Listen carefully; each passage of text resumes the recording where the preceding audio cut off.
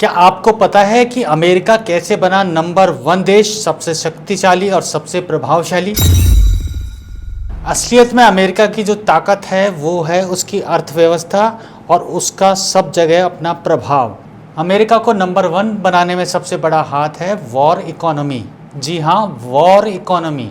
ये जो war economy है ये अमेरिका की अर्थव्यवस्था को नंबर 1 बनाने में बहुत अहम हिस्सा रखती है और इसके अंदर आता है हथियार बेचना और रिकंस्ट्रक्शन प्रोजेक्ट्स।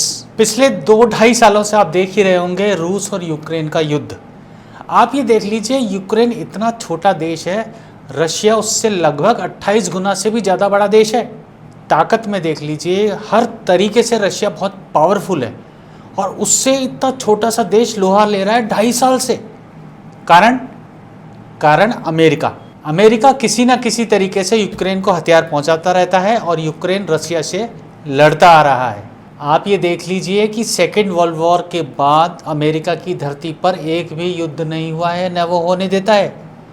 अमेरिका सिर्फ 2 देशों को आपस में भड़काता है, लड़वाता है और अपने हथियार बेचता है। ये उसकी वॉर इकोनॉमी का एक हिस्सा है। ऐसा नहीं है कि भारत को नहीं पता कि वॉर इकोनॉमी से अमेरिका आगे बढ़ता जा रहा है। अब भारत भी इसी नक्शे कदम पर जाके अपनी वॉर इकोनॉमी को बढ़ा रहा है।